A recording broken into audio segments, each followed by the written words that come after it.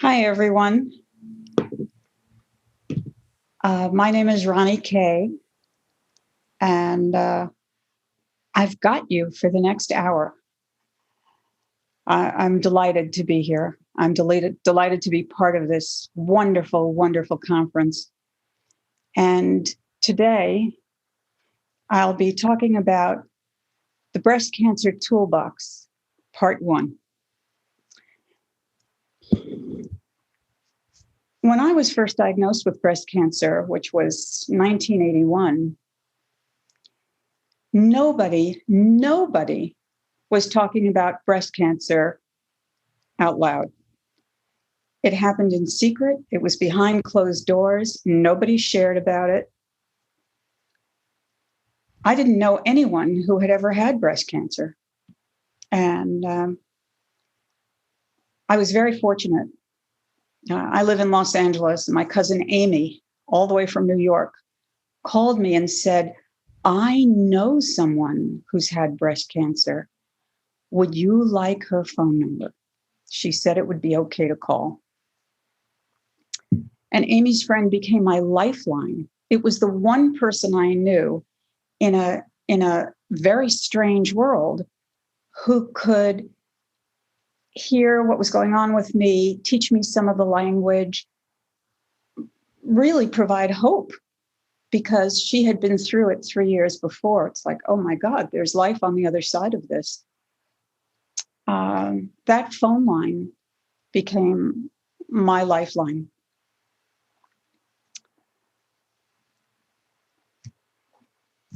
After a recurrence 3 years later, I thought, well, when I get through this, I'm going to find a way to give back. And I got through it and decided to lead support groups. The American Cancer Society said, okay, you can. I learned something very interesting about women, what they were being put through, their feelings. And we really needed a toolbox.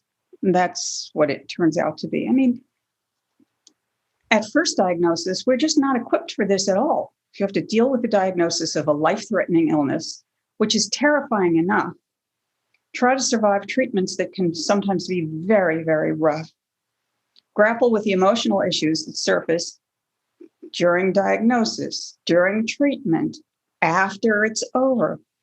Keep our family going, our job intact, our responsibilities met when we're feeling weak, sick, exhausted, and afraid.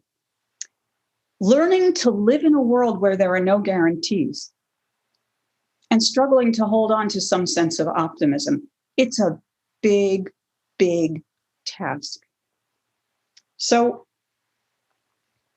my toolbox consists of not only what I would have wanted to know as I have gone through all of this, but in working with hundreds of other women along the way, what they would have wanted to know. We have quite a collection of tools.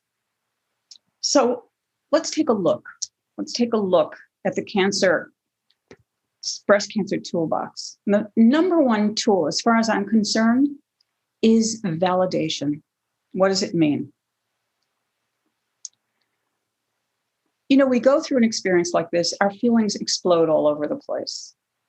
We feel out of control. Many women have said to me, what's going on with me? Am I crazy? And we're getting messages at the same time from other people saying, oh, you shouldn't feel that way. You shouldn't feel that way. There's an outrageous story that I like to tell of a woman by the name of Faye, who came to one of my early support groups. And as we're going around the room saying, what's your issue? What's your issue? What's your issue? She said, well, this is my third support group. Really? Yes, she said. In my first support group, I laid out all my fears and all my terrors. And I was told Oh, you shouldn't feel that way. If you do, you're going to bring your cancer back. She left that group. She found another group.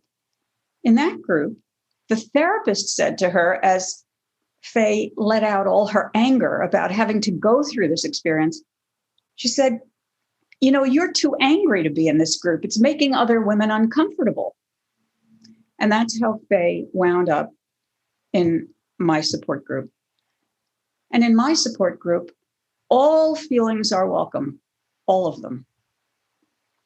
So here are a list of feelings, and maybe you can identify with some, maybe not all of them, but certainly some.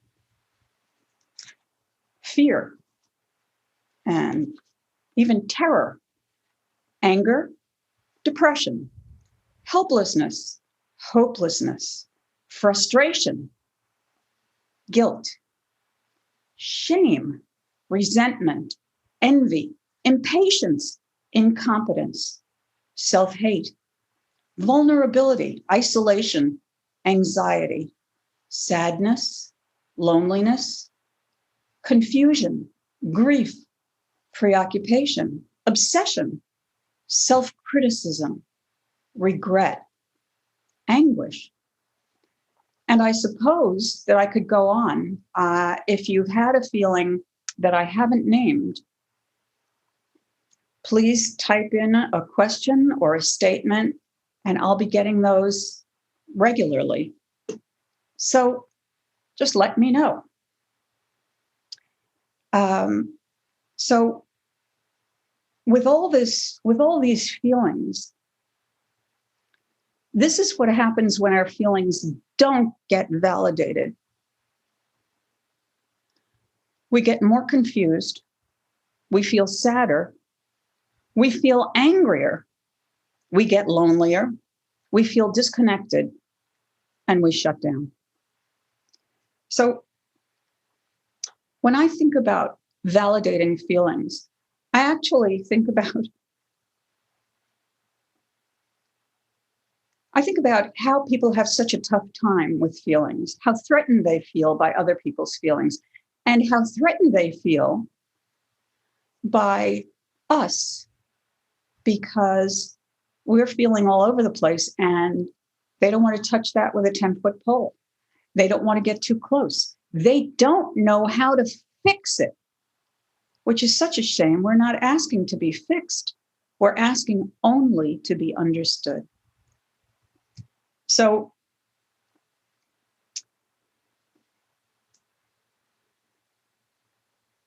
in all the psychotherapy that I've done, I've never had to say to anybody, that's a right feeling or that's a wrong feeling. I don't judge the feelings. What I say is, if that's what you feel, there is a very, very good reason for it. Even if we don't know yet what the reason is, we'll find it.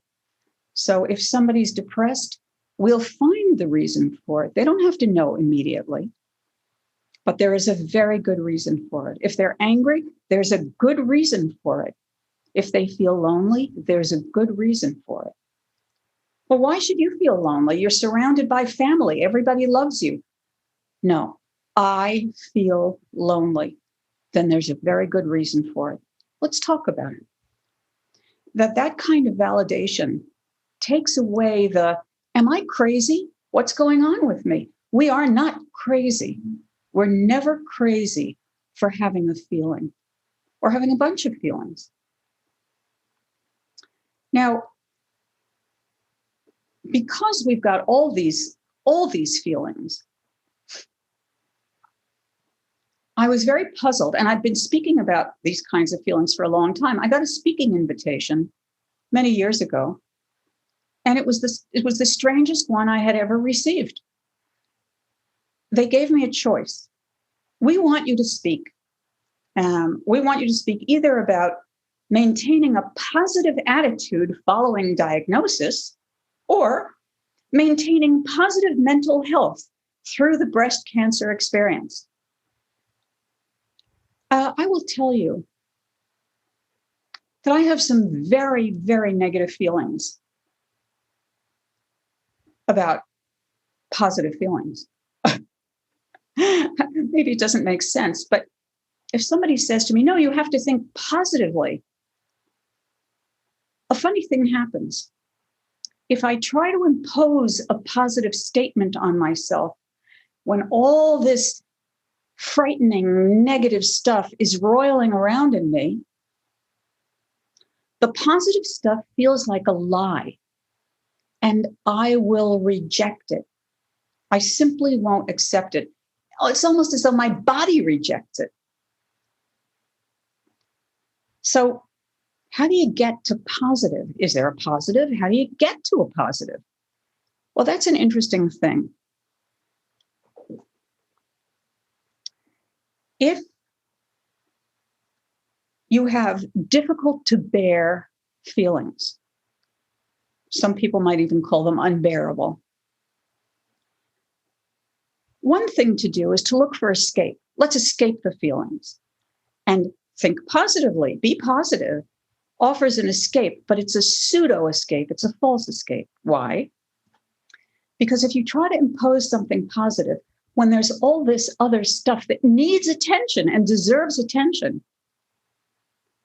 all it does is silence that for the moment, but it'll come up and bite you in the butt later. It never really goes away. It's kind of like a pack of hungry wolves. They look at you, you look at them, you turn around and you take off running.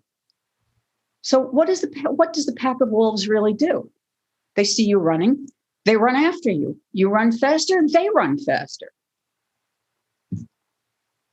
If you turn around and face those feelings, walk toward them, walk into them, walk through them, you will come out the other side having found some peace and some resolution.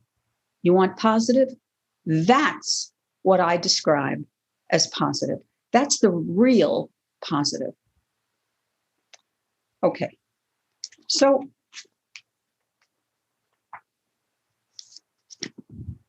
the next tool is kind of an interesting one. It's asking the wrong questions, asking the right questions. Let's ask the right questions. That's the tool. What's the wrong question? Well, wrong not meaning bad, but probably very unproductive, is why me? And that question gets asked over and over and over again.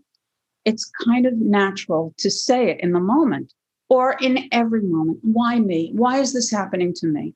You turn a corner, you hit another crisis. Why me? And I think it's important to trade that question in for a much more important question, which is, well, this is happening to me. What can I learn? What can I do with this that in any way helps me grow? Now, there's a timing factor with that question. You can't ask somebody that's newly diagnosed and racked with terror, let's look at what can you learn. That's no time for what can she learn. That's a time for tell me your feelings, put them out there. Let me hold your feelings for you. Let me sit in that space with you. It's only as you move through the situation, as you get into your journey, that at some point you can look back and say, I've had a lot of experiences. What can I learn? So, what have I learned? I think the main thing I have learned from my breast cancer experiences and my lung cancer experience has been, I now know how to say no. Before all my cancer experiences, I was a good girl. I said yes on the outside, even when the inside was screaming, no, no, I don't want to. And I had a funny situation after my second go around with breast cancer. I got a call from a woman who was raising money for, in this case, it was for my synagogue. And she said, we're having a luncheon. The sisterhood is having a luncheon. And we need butts in the chairs. We need you to be there. And I said, no, I don't do luncheons anymore. That was very brave of me. She said, what are you talking about? Of course you do luncheons. Everybody does luncheons. You get there. And I said, well, no, actually, I'll give you a contribution. I'm happy to do that. But I don't do luncheons anymore. I don't sit. It took me about 10 minutes to finally convince her that I really wasn't going to do it. And of course, the thinking behind it was, well, hell, I'm mortal. I only have a certain amount of time on this planet. What do I want to do with my time? I certainly don't want to go to a luncheon. And I didn't. And I've been saying no ever since. That was one of the things I learned. What else did I learn? I learned how to be more compassionate, both to myself and to other people. I learned how to be a better friend. I also learned how to be a better therapist. I learned how to create space for feelings, my own and other people's. And I learned how to not be scared of people's feelings or my own. The other question, which comes up again quite naturally, how long will I live? And of course, that question goes on and on as you move through a breast cancer journey. How long will I live? How long will I live? And I strongly recommend, as one of the tools, to trade that question in for how well can I live? And what does living well mean to me? What is this issue of quality of life? And what do I really care about in life? So,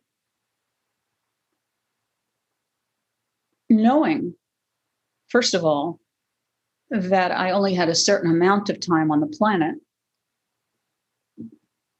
I turned 50. And when I turned 50, I said, well, by the time I had turned 40, I had had cancer once.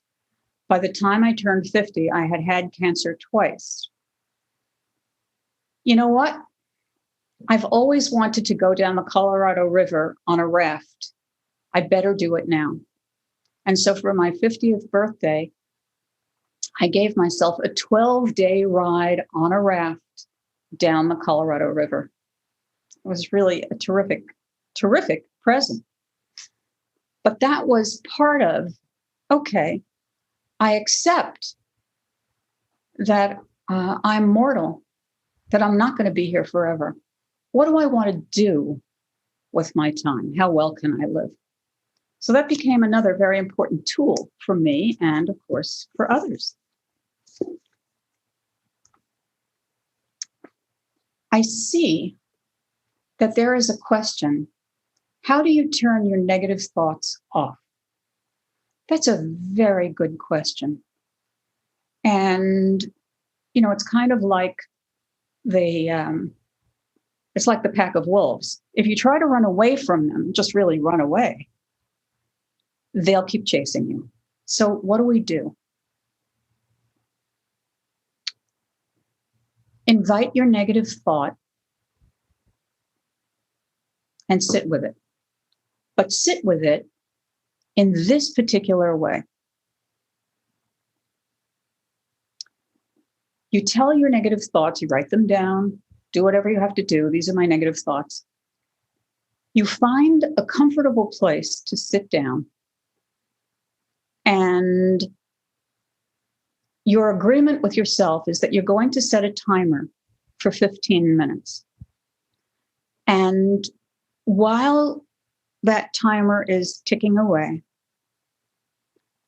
don't let your mind stray. Do nothing except focus on your negative thoughts. Really get into them. If your mind does stray, bring yourself right back to, no, these are my negative thoughts. When you've had 15 minutes of doing that, you make a deal. Okay, you say to your negative thoughts, I've given you 15 solid minutes. If something else comes up, now I have to pay attention to some of the rest of my day, but if something else comes up, I'll carry a little notebook with me. Let me know what the negative thought is, and you'll know when they come up. Write it down. But the agreement is, but I won't give it my attention now. I'll come back either at the end of the day for another 15 minutes or at the beginning of the next day, tomorrow, and I'll give it my full attention for 15 minutes. And when people have practiced that, they've had very unusual and gratifying results. This same process is something that I did with a gentleman in his 40s who was a screenwriter, and his mother had just died. His mother was his best friend in the whole world. And he couldn't write, and he couldn't meet his deadlines, and he couldn't think, couldn't anything. And so I suggested this technique to him. 15 minutes, you do nothing except grieve for your mother. If your mind strays, come back and continue with your grieving. After 15 minutes, you stand up and make a deal with that part of you and say, look, the deal is I gave you my complete and total attention for that 15 minutes. And I'll be back. I know I'm not done. I'll come back. And I will absolutely give you another 15 minutes tomorrow morning. Same time, same chair, same process. And you just back off for now, knowing that I'll be available tomorrow morning. A week later, he came back to say, well, it's been an interesting week. The first day, I took out all the pictures of my mother. I surrounded myself with them. And I looked at one picture and I cried. And I looked at another picture and I cried. And I just spent the 15 minutes crying and looking at pictures and crying. Second day, same 15 minutes, same process, looking at the pictures and crying. By day number 4, something interesting had started to happen. He'd look at a picture, and instead of immediately crying, he'd see the picture and he'd have a memory of, yeah, that's when we went to so-and-so. We had such a nice time together. And he'd have a sweet memory. And then he'd remind himself, no, I'm supposed to be grieving. And then he'd go on grieving and he'd see another picture and he'd say, yeah, that was really a nice memory.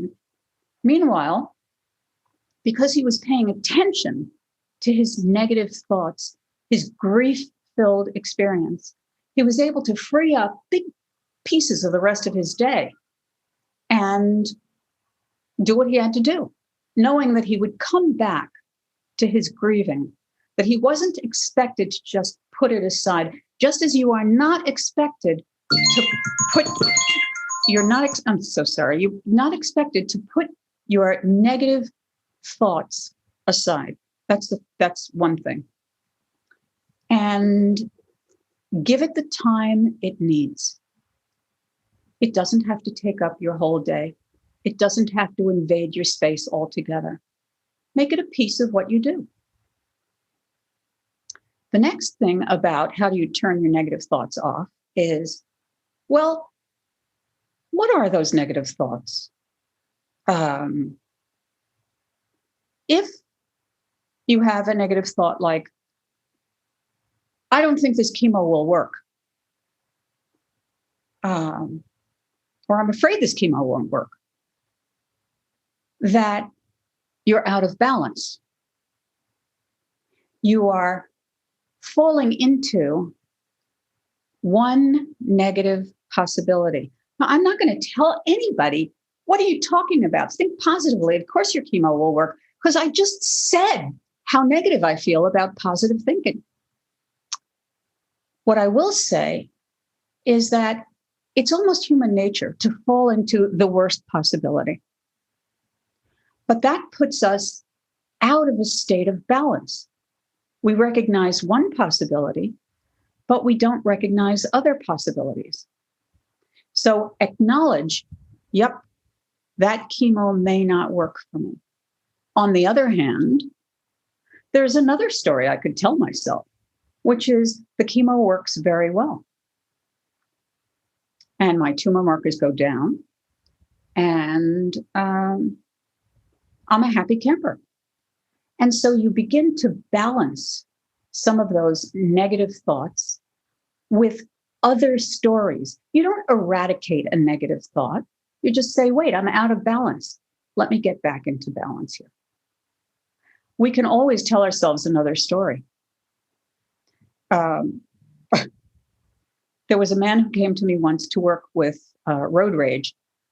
He was reluctantly coming to therapy, but basically he was there because his wife threatened to divorce him. His road rage was getting so bad. So we investigate the road rage, and we investigate what he feels about the people who are too slow in his lane or cutting in front of him or not letting him in or out of an exit.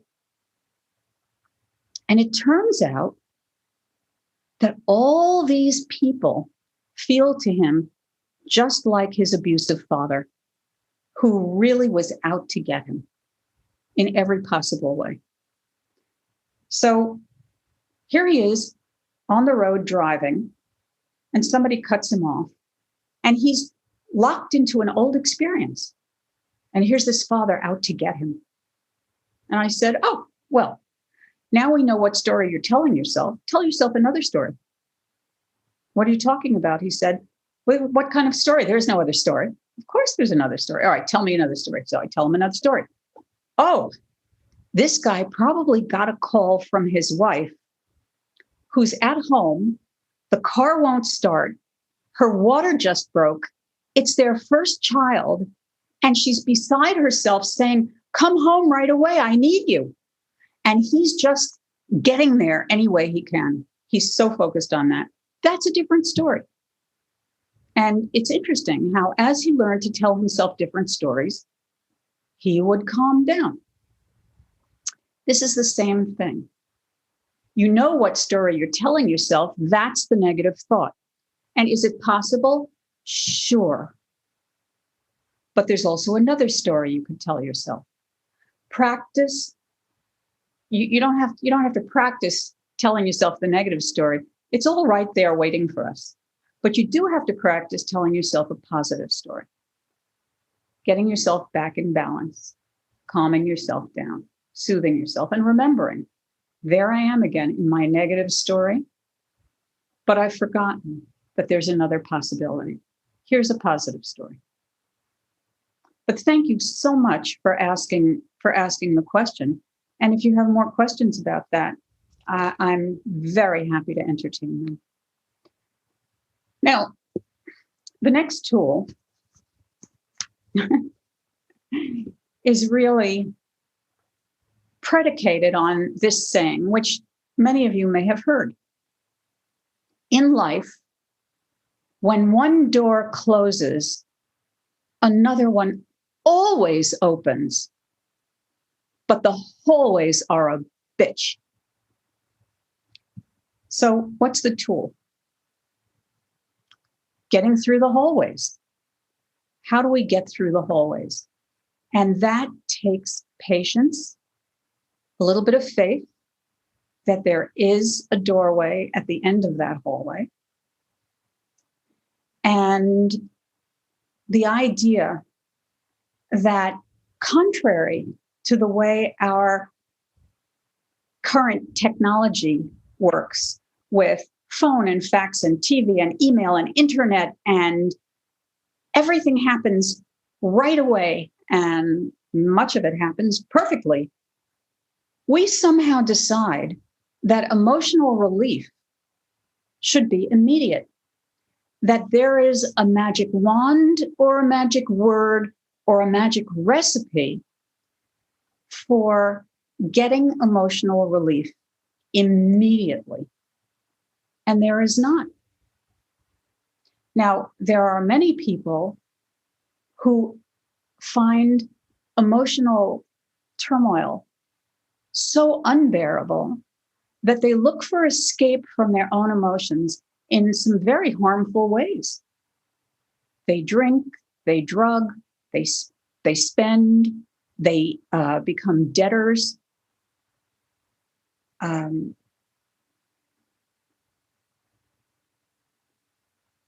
What am I missing? Oh, sexual addiction. There's that. So all of these provide escape. And food. That's the other one. That they trigger the brain with a dopamine response, which changes feelings immediately. Well, those feelings, you can escape them for a little while. But as I said, they wait in the wings and they will come back. You can't really escape them forever. So what is it like to be in process, in the hallways? We learn to deal with our feelings without expecting instantaneous relief or perfection. We look for relief in small ways. We look for comfort in small ways, small but effective.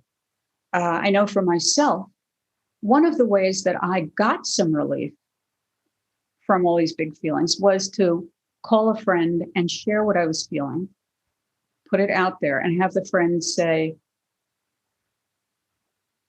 that's got to be very, very hard for you. I understand. That was good. Another thing was that I needed hugs. I really needed hugs. And that kind of calmed me and soothed me and grounded me. And I would go on and deal with my feelings. There's a wonderful story about Stella. Stella was amazing. The second time I was being diagnosed with breast cancer, there was Stella. I was sent for an X-ray, and there was Stella, big, big woman, who said, there's the dressing room, go take off your clothes. And I just stood there paralyzed. It had been a long day of all kinds of tests. And I got a little weepy and I said, could I just have a hug first? Well, she walked over and she wrapped me up in her big arms and pressed my head against her big bosom and just held me and rocked me. And I was better. It was pretty amazing. So I'm very comfortable with touch. The other thing is this about processing, and especially processing feelings. Somehow, a lot of us have the idea that we have to be perfect. Now, perfectionism is, you won't find it in my diagnostic manual as a mental disorder, perfectionism. But you know what? It's a weird kind of disease. I'll give you an example. This is Julie's story. She's going through chemotherapy. She comes in for her therapy session. She starts to cry and she says, I feel like I'm failing chemotherapy. What do you mean failing? I asked her. You know, she sobbed, getting an F. I said, how can you get an F in chemotherapy? She said, I'm not getting out of it what I was supposed to. I said, what were you supposed to get out of it? She said, enlightenment, but all I'm getting is sick. Well, Is there a perfect person who would get enlightenment out of this experience of chemotherapy once you're just feeling sick? I don't think so. There is no perfection. We don't have to do it right. And this feeling of I'm failing chemotherapy because I'm not getting enlightenment, we had to dispense with pretty quickly, because when it comes to feelings, first of all, there is no perfection. And secondly, you don't get out of this experience what anybody else gets. You get what is uniquely yours. We each process differently. We are constructed differently. We respond differently. And we get what we get. It's interesting to be in a group and hear people say, well, this is what I'm getting. Yes, oh, that's interesting. This is what I'm getting. So here comes another question, excuse me. How are we going to touch if we can no longer hug? What possible alternative is there? Bumping elbows doesn't cut it. What a wonderful, wonderful question. Let me tell you something about hugging. I live alone, and I miss hugs so desperately. I love hugs. So what do? I mean, yes, I've bumped elbows with people, but goodness, it's not the same. I'll tell you what I do. Some of you may know how to do this. Others of you may be hearing it for the first time. I don't know. Inside each one of us, there is an inner child. And there is a meeting ground, wherever you want the meeting ground to be, a place in nature, a place that you hold sacred, an imaginary space, a garden, a library, wherever it is, wherever you feel particularly good, that you put yourself in your imagination, you put yourself in the good space. And then you invite the little girl inside you to join you in that space. And you sit her on your lap, or you tuck her under your arm, and you hold her close, and you soothe her. And by soothing her, you will feel soothed. Inner child work is very, very powerful. If you've never experienced it, I highly recommend it. If you have experienced it, you know exactly what I'm talking about. Get busy. Inner child work is great. And thanks for the question. All right. So the next tool is an easy one and not an easy one. The next tool is information/education.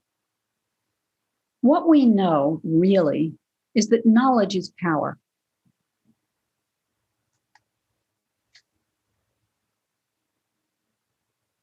Sometimes it's very hard to collect that knowledge. We start out in this as total novices.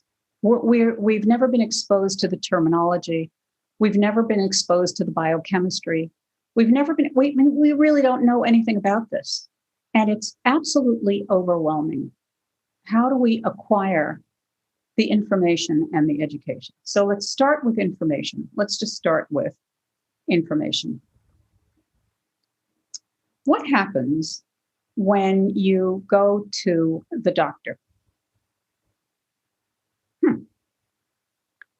Do you bring a tape recorder?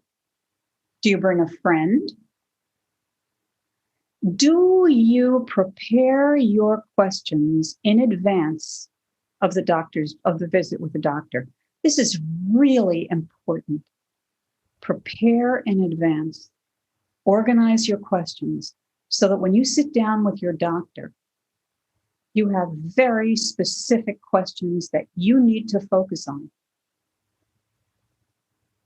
And you don't give up until you get the answer and understand the answer you're getting. And it's okay to say, Can you put that in lay terms? You're using technical terms and I'm not understanding them. Or, I understand all the lay terms. I'm looking for the technical language because then I go and look that up. Whatever it is you need.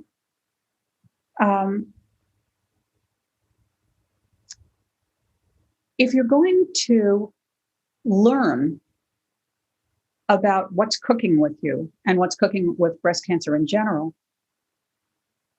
go to the internet, but only to recommended sites, only. And because it's a lonely endeavor, ask family and friends to start learning with you, to start doing their own research so that you have people to talk to and to discuss things with. Ask questions over and over until you can hold on to the answers. Pace yourself. Stop when you feel overloaded and collect phone numbers of organizations that offer to speak to you, that offer trained volunteers or specialists to speak to you in lay language and help you understand more difficult medical concepts. I will say, however, that I was talking to one of my metastatic breast cancer patients the other day, and I was astonished at the amount of technical knowledge she had. She is not a passive person by any means. She's very proactive. She's been a metastatic patient for probably 15 years now. And she has gone at this in order to educate herself so that she can understand at this point any technical discussion. And I was struck by how absolutely phenomenal that really is. Okay. Next.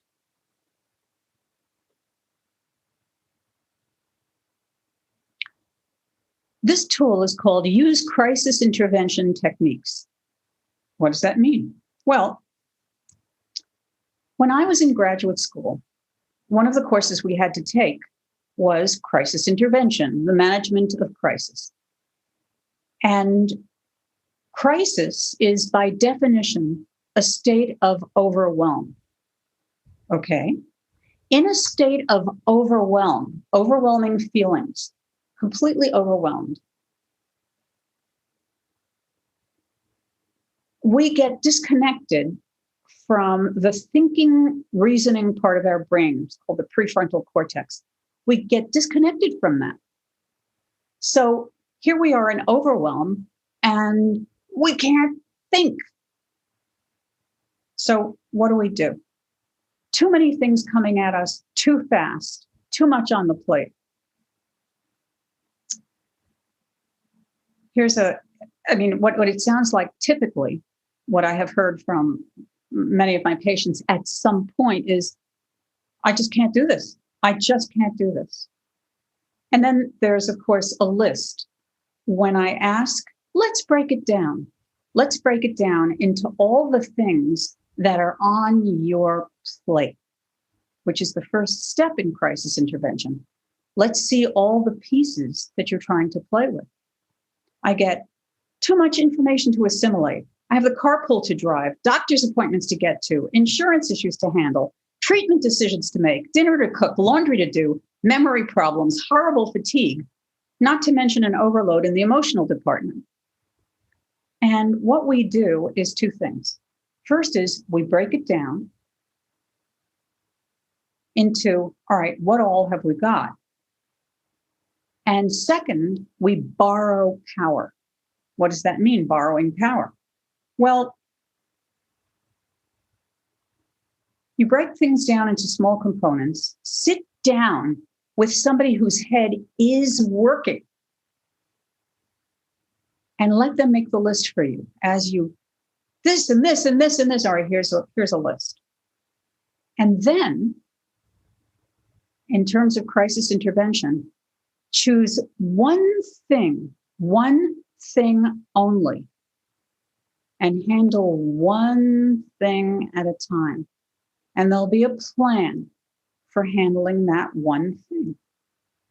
When you've solved that, move on to the next, and then the next. So it's very important to feel successful about small things that you accomplish when you've been in crisis mode. I'll give you an example, my own personal example. My friend Linda called me one day as I was going through my second go-round with breast cancer. She said, "How are you doing?" And I just started to cry. And I said, I just can't. I just can't. She said, "What do you mean you can't?" I said, I can't anything." "All right, well," she said, "what's some of the anything that you can't do?" I said, well, for example, I'm sitting here at my dining room table and I'm staring at a huge stack of medical bills and insurance forms. And I can't. And she said, "Okay, Sunday morning, Jerry and I are coming over. We'll be there at 10:30 in the morning. And the three of us together will do insurance forms." Well, talk about borrowing power. They came over, both of their heads were working very well. And I got into it with them. And between the three of us, this enormous stack of paper and all of the things that had to be filled out, that was done in under 2 hours. So much for I can't. But this, in crisis, the idea of borrowing power is such a wonderful, wonderful tool. It makes life so much easier.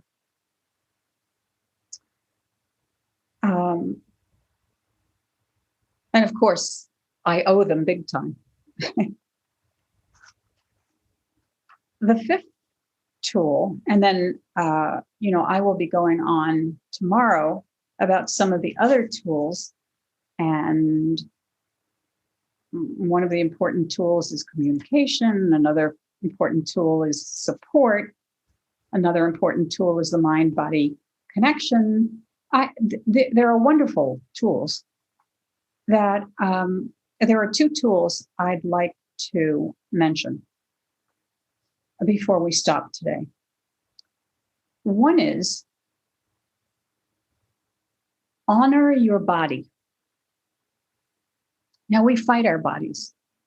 I fought my body through breast cancer experiences. I fought my body through chronic fatigue, fought my body. I hated my body for needing to rest. I knew myself as an energetic self, and I didn't like myself as this fatigued person. Well, at some point, what I learned was I'm treating my body with a great deal of disrespect. My body is doing the best it can, the very best it can. And I need to honor that. So that when my body said, "Oh, I've had enough. I have to either lie down or I'm going to fall down," I would say, "I hear you. And it's time for you to rest. I'm going to get horizontal for you, and I'm going to give you the opportunity. Just rest. It's okay." So when your body speaks, when it says fatigue, fatigue, change your attitude about resting. Our bodies really are working hard, and they need to be respected. I know that fatigue is a big problem for so many of us. And it's unfortunate that knowing ourselves to be energetic, we wonder who we've become. What has happened to the essential me? Have I disappeared somehow? Am I no longer who I am? Will I never be that me anymore? What's happened to my identity? Fatigue, interestingly enough, can throw people into an identity crisis, this loss of energy. It's time to change the frame.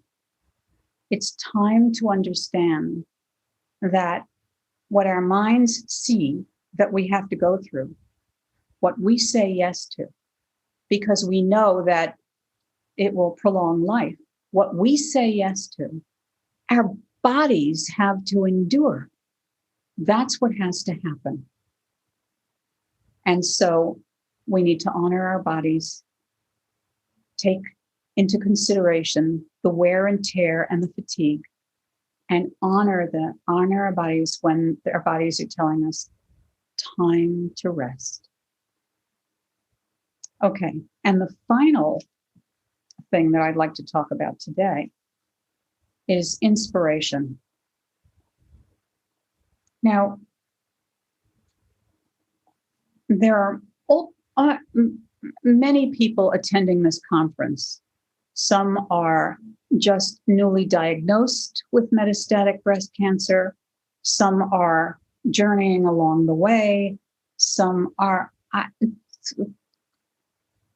don't know who you know, but I know people who are tremendously inspirational.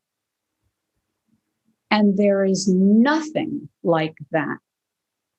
It's kind of like me at the very beginning of my first breast cancer experience. And what was inspiring for me was the woman that I was speaking to was 3 years post breast cancer. And she could talk calmly about her experiences, and she had gone on with her life.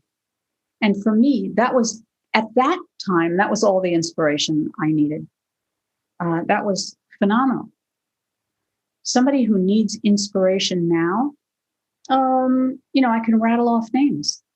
Long-term survivors, metastatic breast cancer survivors, who have done amazing, amazing things, both in the breast cancer arena, giving back, and in other arenas, their artwork, their creativity,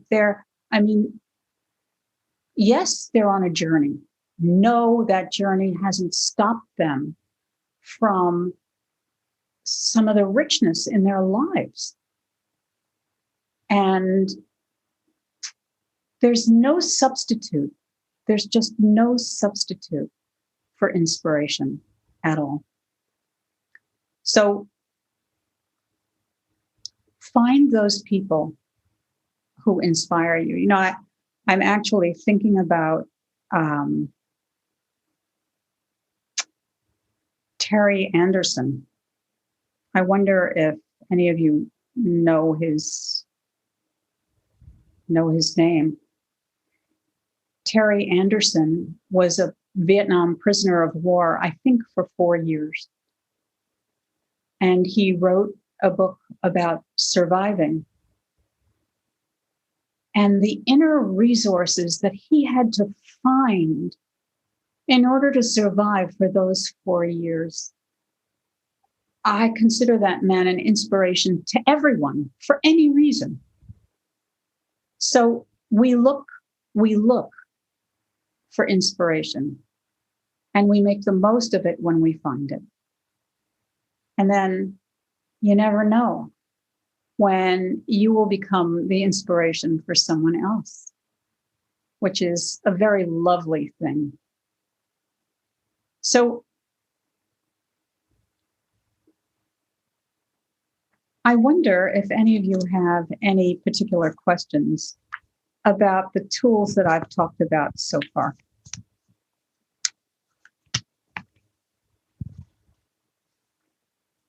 It's difficult for me because normally when I speak to a group, I see faces. And when I see a face that has a question mark on it, I'll just ask, looks like you have a question. Do you have a question? Okay, so here's a question. It says only, can you list them? But I don't know what that means. Can you list what? So if somebody will clarify that, I'll be happy. Oh, the tools. You mean the tools that I've gone over today? Okay, so the first tool was validation. Getting your feelings validated and believing that you have a right to your feelings and they are valid even if you don't understand why you have them at the moment. Then asking the right questions. Why me? No. What can I learn? Yes. How long will I live? No. How well can I live? Yes. Another tool is patience and process. And it's related to the saying in life, when one door closes, another door opens, but the hallways are a bitch. It's developing the patience to live through the hallways. The next tool is gathering information and education. And the more information you have, the more skilled you are at understanding what's going on and knowing what questions to ask. The next tool was use crisis intervention techniques when you're feeling totally overwhelmed. Break your overwhelm down into its smallest categories and then borrow power from other people who are thinking straight and aren't in crisis so that I can't becomes we can. The next tool is when your body speaks, especially when it's speaking the language of fatigue, honor it and listen. And the last tool that I've spoken about today is inspiration. Finding the role models, people who have been where you are and have moved through it, and past it. And using them in whatever way you need to in order to inspire yourself. So we have 2 minutes left. And I just want to add that in answer to that question of turning off negative thoughts, one of the things that came up was having conversations, intimate conversations with that inner child that you can take and hug and cuddle and soothe. And when that's all going on inside yourself, you are hugging and cuddling a child, and you are having the inner experience of being hugged and cuddled. And it works. It's an amazing, amazing thing. It works.